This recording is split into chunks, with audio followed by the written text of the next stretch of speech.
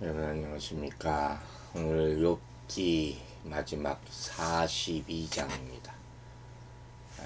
42장 1절부터 6절까지의 말씀 읽겠습니다.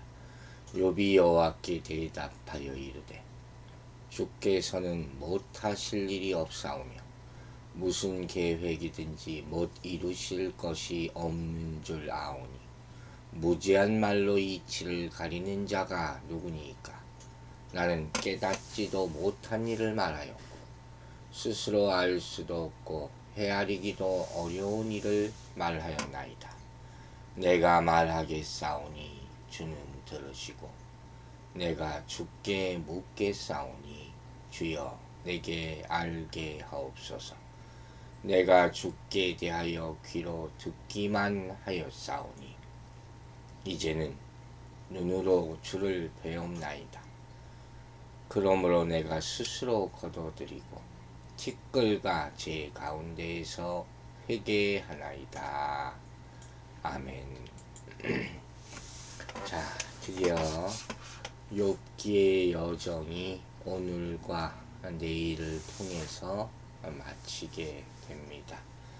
욥기 42장에 이르는 동안 우리는 욥과 세 친구들의 대화를 통해서 깊은 성찰을 하게 되었음을 인정하게 될 것입니다.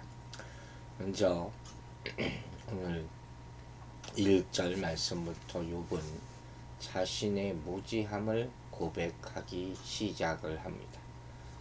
그는 지금까지 자신이 의인으로서 고난받는 것이 납득하지가 않았습니다. 합당하지 않다고 여겼습니다. 그 이유를 계속 따지듯이 하나님께 물어봤었죠. 그런데 이제 드디어 마침내 여호와 하나님을 직접 대면하게 되었고 두 차례에 걸친 하나님의 답변을 듣기에 이릅니다. 그리고 그 답변이라는 것이 하나님의 질문이었습니다.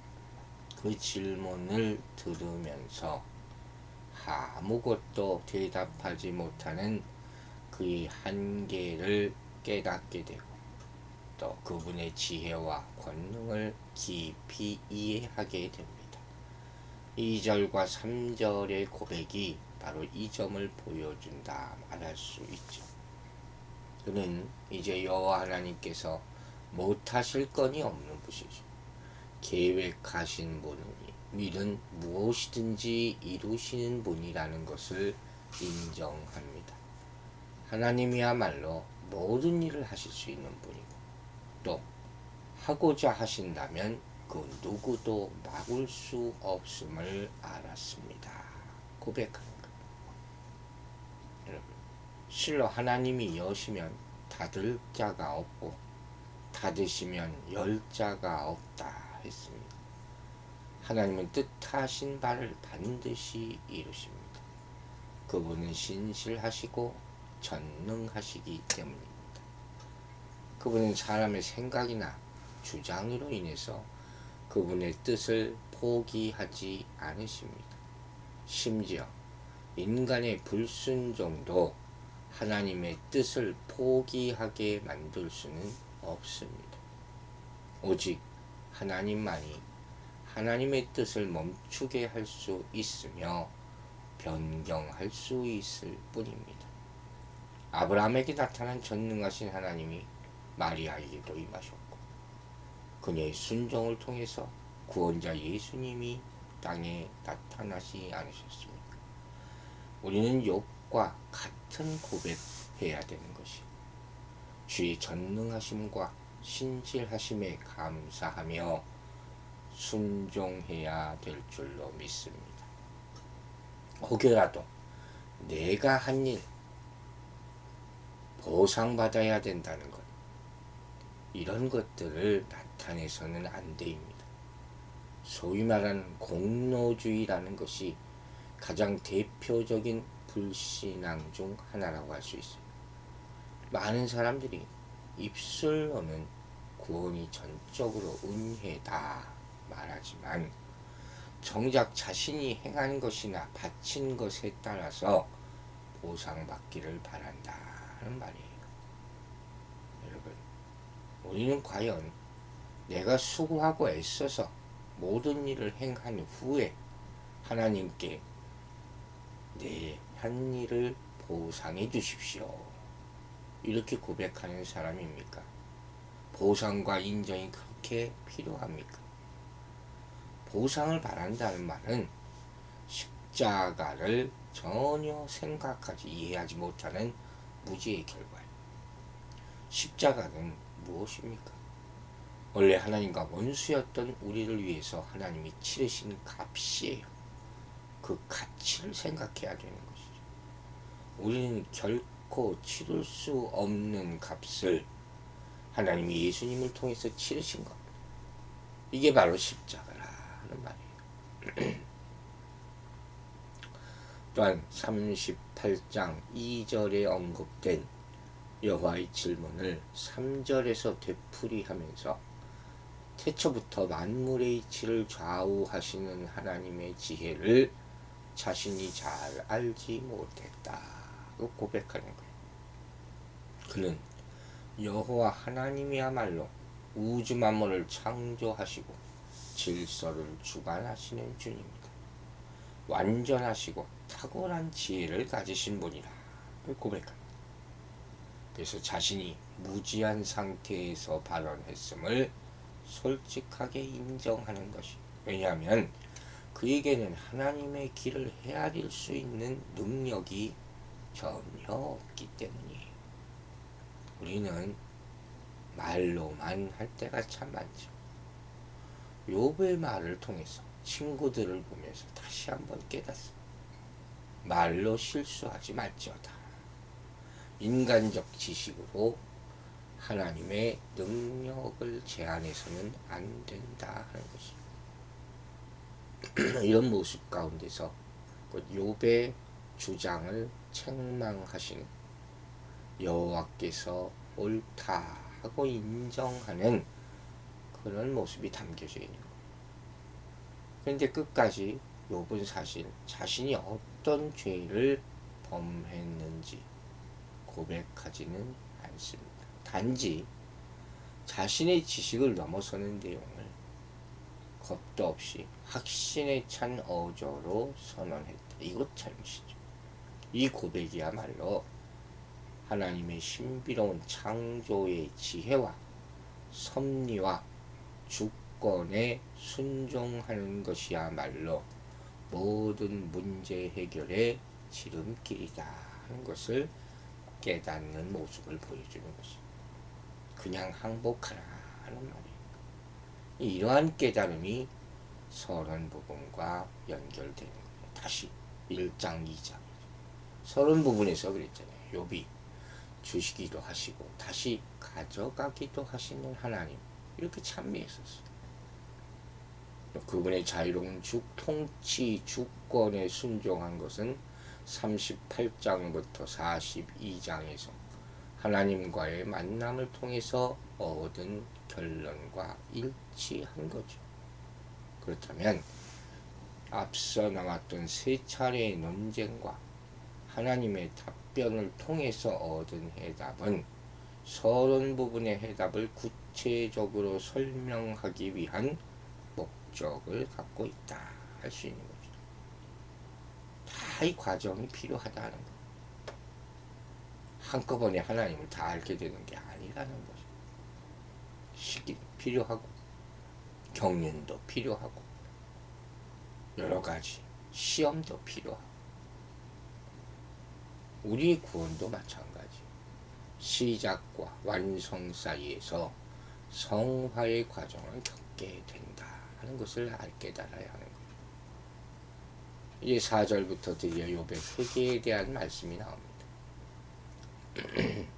욥은 4절에서 38장 3절과 40장 7절에 있는 여호와의 반대 신문을 염두에 둔 듯한 어조로 말합니다.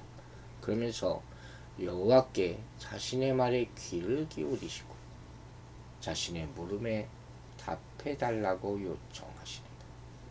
하나님은 말씀하시는 하나님이에요. 잊지 마세요. 물어봐. 그래야지 답을 해주시죠. 그 5절에 말하는 하나님을 뵙고자 하던 자신의 희망이 성취되었음을 암시하는 것이죠. 욥은 자신이 전에 가지고 있었던 지식이 전통적인 지혜에서 비롯된 불완전한 것에 지나지 않음을 인정합니다. 그게 뭐예요? 죽게 대하여 귀로 듣기만 하였사오니, 소위 말하는 간접 경험이죠. 우리가 안다고 떠들고 다니는 것이 다 이거예요. 그런데 그것이 어떻게 바뀝니까? 이제 하나님에 대하여 새롭게 얻게 된 지식. 이게 뭡니까? 이제 눈으로 주를 배움나이다. 직접 경험한 지식이 되는 거예요. 이건 매일 새로워지는 거예요. 오늘 이젠 다 알았다. 그게 절대 아니죠. 죽을 때까지. 이것이 문제에 대한 인식을 극적으로 확장시켜주는 거예요. 커지는 거죠. 하나님이 커지기 시작하는 순간, 깨달음을 얻는 그 순간, 이때 은혜가 시작되는 거예요. 그러면서 이제 그의 모습이 바뀌는 거예요. 요청만 하던 모습에서, 불평만 하던 모습에서 조용히 듣는 자의 모습이 되는 거예요. 이 그리스도인이죠. 하나님 앞에서. 여러분, 하나님의 말씀은 우리를 깨닫게 하는 능력이 있습니다. 하나님은 글자로만 말하지 않으세요. 사건을 통해서 말씀하시는 거예요. 그래서 가만히 앉아있지만 하지 말라고 말하는 겁니다. 결국 욥은 여호와 하나님이 누구신지에 대한 포괄적이고 정확한 이해에 도달하게 되는 것입니다. 참 감사한 일이죠. 다른 말해서 세상을 통치하는 하나님의 지혜와 권능의 오묘하고도 넓고 다양한 차원들을 이전에 아는 것보다 훨씬 더 폭넓은 시각에서 인식하게 되었다. 바꿔 말하면 하나님께 더 가까이 가게 되었다 하는 말씀이에요. 여러분, 뭔가 잘 인식이 안 되면 멀게 느껴지는 법입니다. 그렇죠? 여러분, 지금 하나님이 가깝게 느껴지십니까? 아니면 아직도 멀게만 느껴지십니까? 가까워지기를 주의 이름으로 축원합니다. 욥은 이제 하나님과 얼굴과 얼굴을 맞대게 되었어요. 눈으로 봅니다. 본다는 것은 이 눈으로 본다는 거는 말하는 게 아니에요. 마음으로 보는 거죠. 영의 눈을 들어서 영원한 세계를 바라보며 오늘을 살아가게 된다는 말씀이에요. 이게 신앙이에요. 어린아이가 어른이 되면 변하듯이 순간적인 것에서 영원한 것으로, 물질적인 것에서 신령한 것으로, 자기 중심적인 세계에서 하나님 중심으로 변하게 되는 것. 이게 본다는 것이죠. 결국 이제 6절에서 욥은 마침내 자신의 주장을 다 내려놓고 잿더미 위에 앉아서 회개한다. 이렇게 고백합니다. 멀리 왔습니다. 그러나 이 한순간을 위해서 이 많은 사건들이 있어야 했다는 말씀이에요. 회개하다 아시죠?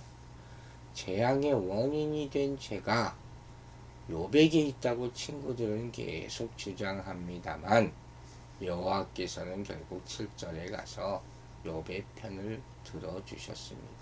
그런 의미가 아니라 회개는 마음을 바꾸다 하는 의미죠. 이 뜻에 비추어 본다면 욥은 소송을 제기하거나 탄식에 빠진 그렇게 이제까지 살아왔던 자신의 마음을 바꾸기로 결심했고 이제는 하나님 앞에 은혜가 충만한 모습으로 되돌아갈 준비가 되어 있다 하는 말씀이에요. 실제 여호와의 임재와 답변은 욥의 무죄를 뒷받침해 줍니다. 보상이나 징벌이라는 그런 인과관계와 도덕적인 법칙에 기초해서 법정인 소송을 벌이는 것 같은 모습은 무익한 것이다 하는 것을 보여주는 거예요.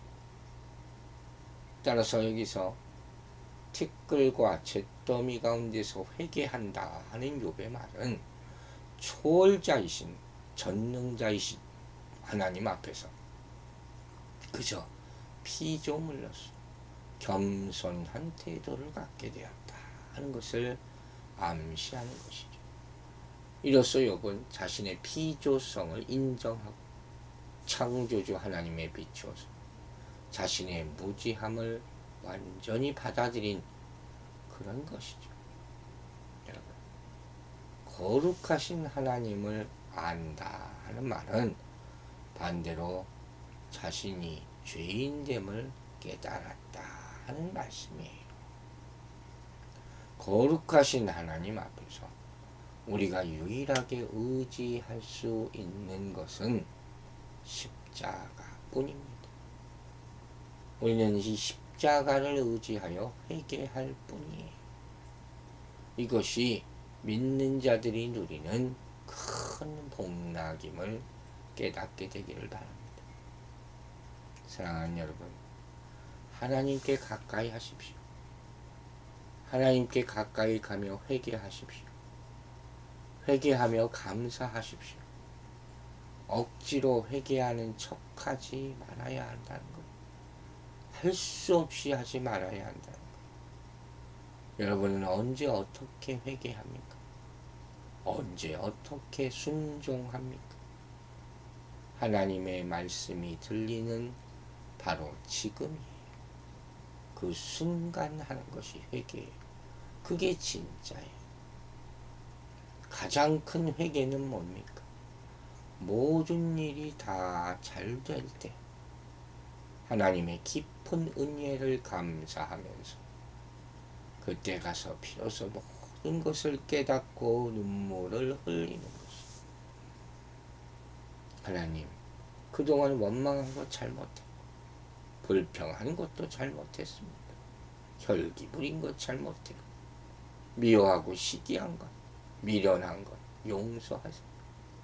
이 참회야말로 참으로 높은 가치의 참회라는 것을 깨달아야 할 것입니다. 우리가 아는 지식이 있고 깨닫는 지식이 있다 했어요. 욥은 그 많은 시련 속에서 깨닫고 또 깨닫고 성숙하고 이제 하나님 가까이 높이 올라가서 회개와 감사를 합니다. 이것이 참 믿음의 사람의 모습인 것이 성령님께서 이 모든 일을 깨닫게 해주시기를 주의 이름으로 축원합니다. 기도하겠습니다. 아버지 하나님 감사합니다. 욥의 고백을 우리도 하게 하여 주시옵소서. 귀로만 들었는데 이제 눈으로 봅니다. 우리가 아는 것이 뭐가 있다고 이렇게 떠들고 다녔습니까? 주님을 만나자 모든 것이 내려갑니다. 무너집니다. 그러나 주를 향한 찬양의 팔은 올라갑니다. 주님이 그 크시다는 것을 나는 티끌만도 못한 존재인데 주님의 은혜와 사랑으로 살아왔다는 것을 깨닫게 됩니다. 지금 고백하고 지금 회개합니다. 용서하여 주시옵소서. 그러나 우리의 죄가 주홍처럼 붉을지라도 양털처럼 희게 하시는 주님의 능력에 의지하여 엎드리오니 우리의 모든 죄를 사하여 주시고 그 은혜를 회복해 도와 주시옵소서. 이 아침에도 그 주님을 만나게 하신 성령님께 감사드립니다. 감사와 찬송을 주께 올려드리며 예수 그리스도의 이름으로 기도했습니다. 아멘.